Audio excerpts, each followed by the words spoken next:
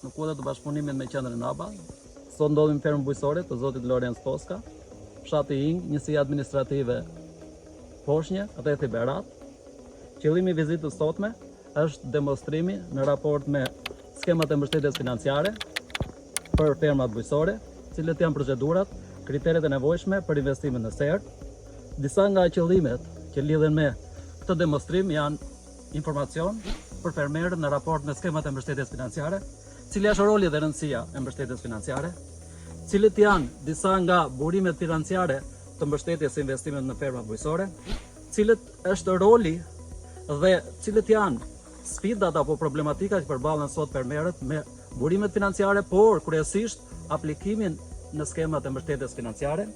cilët janë disa nga sfidat me të cilat përballen fermerët dhe disa rekomandime apo këshilla praktike për fermerët në raport me aplikimin, por jo vetëm kriteret sa i përket përfitimit nga skemat e mbështetjes financiare. Ajo çfarë ne kemi demonstruar edhe herët e tjera, fermat bujqësore sot, po kryesisht investimet në SER, përbën një nga aktivitetet më të rëndësishme, atë çfarë përballet sot sektori bujqësisë në raport me modernizimin, në raport me orientimin sa më të mirë të fermerëve në treg, qofshin në tregun vendas por edhe në tregun evropian, por ajo çfarë lidhet me mbështetjen e tyre financiare sa i përket investimeve në SER, por jo vetëm. Ajo çfarë lidhet investimet në SER përfaqësojnë një nga aktivitetet më të rëndësishme kryesisht në rrethin e Beratit, të cilat u mundsojnë fermerëve prodhim dhe punëzenie gjatë gjithë vitit, rritje të ardhurave, rritje të produktivitetit, rritje të konkurrueshmërisë, një tjetër aspekt rritjes së cilësisë së prodhimit, standardeve të sigurisë ushqimore, por edhe mundësi më të mëdha për eksport. Ajo çfarë përballen sot apo një informacion në raport me skemat e mbështetjes financiare, kryesisht investimet në SERA kërkojnë jo vetëm planifikim të kujdesshëm të gjithë shërbimeve agroteknike apo proceseve të prodhimit, por menaxhim sa më të mirë të kostave, menaxhim sa më të mirë të ardhurave dhe ajo çfarë është e rëndësishme, një mbështetje të konsiderueshme financiare. Skemat e mbështetjes financiare përbëjnë subvencione apo grante direkte që ofrohen kryesisht nga Ministria e Bujqësisë dhe Zhvillimit Rural përmes AZBR-s, por jo vetëm nga organizata ndërkombëtare dhe nga agjencitë të tjera lokale për të nxitur investimet në fermat bujqësore, në raport me zbatimin e teknologjive bashkëkohore por edhe praktikave inovative, diversifikimin e aktiviteteve në ferma bujqësore, rritjen e të ardhurave, produktivitetit por konkurrueshmërisë. Një tjetër sfidë lidhet me nxitjen dhe mbështetjen e iniciativave sipërmarrëse të rinjve, siç është rasti i demonstrimit që ne po bëjmë në fermë të zotit Olsi, në raport me investimet që ai ka në aktivitetin apo në fermën e tij, dhe ajo çfarë për të rritur konkurrueshmërinë dhe zhvillimin e qëndrueshëm të sektorit rural. Por cilët janë disa nga llojet e skemave mbështetëse apo burimet financiare të investimeve në fermë? Së pari skemat atë që tham kombëtare të mbështetjes financiare, që implementohen apo zbatohen përmes subvencioneve dhe granteve direkte nga Ministria e Bujqësisë, fondet IPARD, që janë fondet e Bashkimit Evropian për zhvillimin rural, kredit apo UAT nga institucionet mikrofinanciare, por edhe bankat e nivelit të dytë, fondet për inovacionin dhe ajo çfarë lidhet me mbështetjen në bashkëpunim me universitetin apo institucionet të tjera kërkimore. Ku qëndron roli dhe rëndësia e mbështetjes financiare? Së pari në rritjen e investimeve, zbatimin e teknologjive, praktikave inovative në fermat bujqësore. Po cili është roli dhe rëndësia e mbështetjeve financiare për aktivitetet në fermat bujqësore? Së pari rritjen e investimeve, zbatimin e teknologjive dhe praktikave inovative. Së dyti diversifikimin e aktiviteteve në fermat bujqësore, rritjen e të ardhurave dhe konkurrueshmërisë. Mundësi punësimi apo vetëpunësimi për iniciativat sipërmarrëse të rinjve përmes kapaciteteve dhe njohurive të tyre profesionale. Rritja e konkurrueshmërisë së sektorit rural, përmirësimi standardeve të sigurisë ushqimore, të cilësisë prodhimit dhe ajo çfarë është e rëndësishme, rritja e eksportit. Informacion për aplikime për skemat kombëtare mbështetëse për vitin 2026, cilët janë përfituesit, cilët janë kriteret e aplikimit dhe dokumentacioni përkatës që duhet të paraqisin apo të plotësojnë fermerët për të përfituar nga këto skema kombëtare. Së pari duhet të jenë fermer individual, grup fermerësh apo persona fizik, të gjithë aplikantët me status si fermer, aktiv, dhe ajo çfarë lidhet me përpara aplikimit një komponent shumë i rëndësishëm që ne kemi trajtuar apo kemi përmendur edhe në demonstrimet e tjera, përditësimi i regjistrit të fermerit. Aplikimet kanë filluar që nga data 25 maj dhe do vazhdojnë deri në 6 korrik të këtij viti. ajo çfarë lidhet me mënyrën e aplikimit, kriteret e përfitimit, gjithë dokumentacionin, patjetër ofrohet pranë zyrave përkatëse, siç janë agropikat, zyrave të AREB apo agjësive rajonale të seksionit bujqësor, si dhe zyrave të AZBR-s.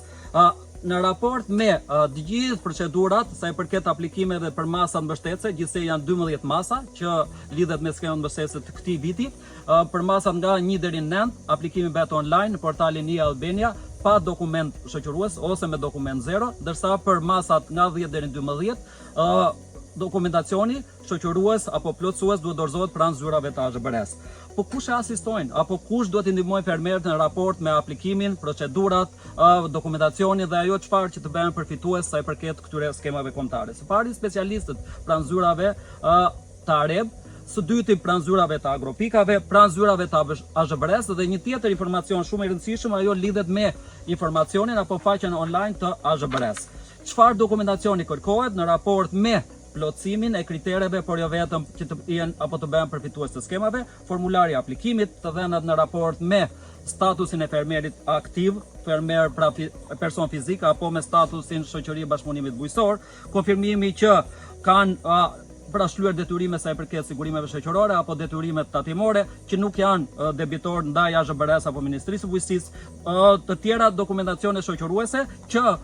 i ofrojnë apo konsultohen me specialistë për përkatës të këtyre zerave. Unë nuk po ndalem gjerësisht, ajo çfarë ofron në risi skemat kombëtare për këtë vit, për vitin 2026, janë gjithsej 12 masa, nga masa 1 deri në 12, në raport me demonstrimin që ne po bëjmë sot, jemi fokusuar te masa 5, që lidhet me kontrollin biologjik të dëmtuesve, në raport me perimet, sa i përket domateve, specave, tranguj në sera, por jo vetëm, patjetër kjo mas përfshin shumë 40.000 lekë për dënym, dhe ajo çfarë për fermerët individual, kriteri pra themi që të bëhen përfitues duhet të kenë një dënym ser, në rastin konkret ne të fermës bujqësore të zotit Lorenc, zotron 6 dënym, patjetër të mbjella me speca, çka do të thotë që bëhet përfitues i kësaj mase, dhe ajo çfarë është e rëndësishme, në rastin e shoqërive të bashkëpunimit bujqësor, sipërfaqja duhet të jetë minimumi 1 hektar. Të tjera masa përfshin fermat organike, implementimin dhe certifikimin GAP, por njërisi e masave mbështetëse për vitin 2026, ajo çfarë lidhet me pagesën, por jo vetëm mbështetjen për sa i përket fermerëve të rinj, pra iniciativave të sipërmarrësve të rinj për investime në ferma bujqësore blegtorale, kryesisht edhe në rastin e serave, çka do thotë një mas për themi të përfitimin rreth 70% të vlerës së faturave tatimore. Po cilët janë disa nga sfidat dhe problematikat që përballen fermerët në raport me aplikimin sa i përket skemave, por jo vetëm plotësimin e dokumentacionit dhe jo vetëm. Së pari, ne si ekspertë sugjerojmë mbajtje e rregullt e të dhënave, regjistrimin në mënyrë periodike e dokumentacionit për aktivitetin në fermën bujqësore.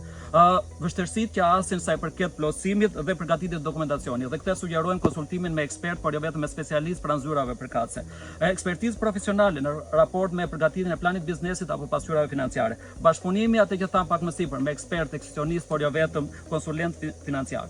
Tjetër risi janë trajnimet apo udhëzimet apo sesionet informuese nga zyrat përkatëse të AZBR-s, AREB apo agropikave, si edhe informacioni që marrin përmes faqeve online. Dhe si përfundim, disa këshilla praktike për fermerët në raport me mbështetje financiare, por edhe për të aplikuar dhe për të bërë përfitues të këtyre skemave apo mbasa mbështetëse. Së pari, skemat e mbështetjes financiare ruajnë një rol të rëndësishëm për aktivitetet e fermave bujqësore në drejtim të rritjes së efektivitetit të kryerjes investimeve, zbatimit të teknologjive bashkëkohore dhe praktikave inovative, diversifikimit të aktiviteteve në ferma bujqësore, rritje të ardhurave, rritje të produktivitetit,